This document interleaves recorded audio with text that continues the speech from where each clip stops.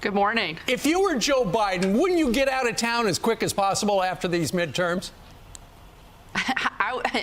If I was Joe Biden, I probably would leave before the midterms because every single Republican is campaigning aggressively against his failed policies, and that's one of the biggest reasons we're going to see a massive red wave go across America, because Joe Biden and his team and the House Democrats and the control the Senate have literally destroyed every single thing they have touched, and that is why there is so much excitement, so much enthusiasm to see Republicans take back the House, to see Republicans take back the Senate, and to take over the 36 governor's races across the country today. And if I was him, I'd be running out of town too. Yeah. But he's running on the fact that democracy is in the balance. He's running on the fact that he's got 2 more years.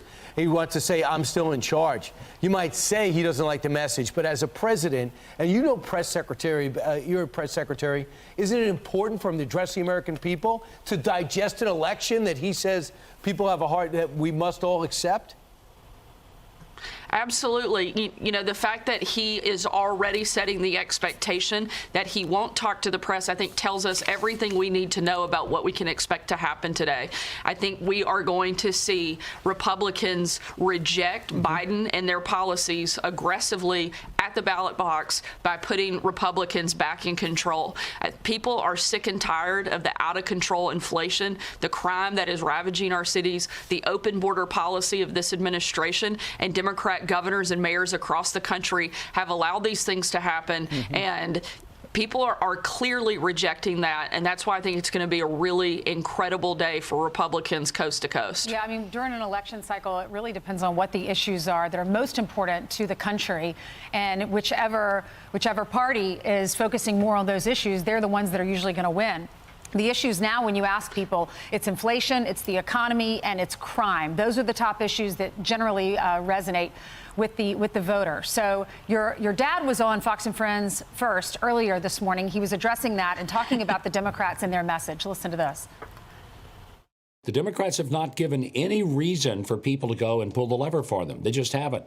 And if people really care about things like crime, the open border, the economy, the price of gasoline and groceries, if they truly care about believing that their children are not going to be exposed to nuttiness in their schools, like there are 57 genders and a kid who's 7, 8 years old just decides to wake up one day and decide he's something that he's not, people are going to say, you know, I've never voted for a Republican before, but I'm going to today, because these people on the other side, they've lost their minds.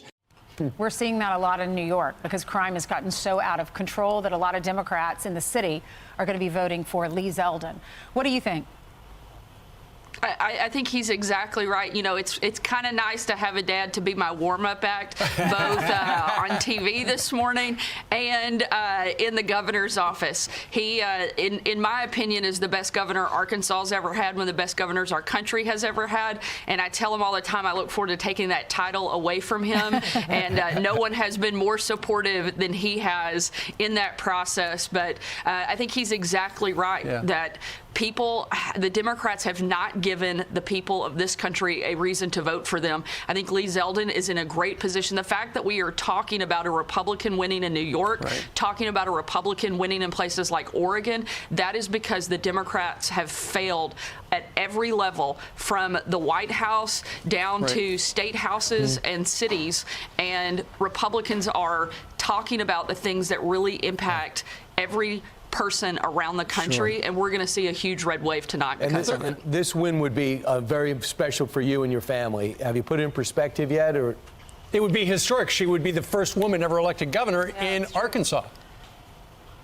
It would be an absolutely incredible privilege and honor to serve the people of my state. Would be both the first woman and I believe the very first father-daughter ever anywhere in the country. So a pretty remarkable day for our family and hopefully for the state of Arkansas and the country. Well, I feel sorry for your mother because Janet would just call up, hey, Governor, the phone's for you. And like 2 people would say, oh, me or her? My mom, everyone will know who she's talking to. She's not shy. We'll figure it out real quick, I promise. And well, good luck. I'm not sure there's many landlines working in houses these days. See, that was very 80s of you. Oh, listen, they've got a landline, trust me. You know I who got also- Cole waiting. You know who also gets a good warm-up act when he's on TV?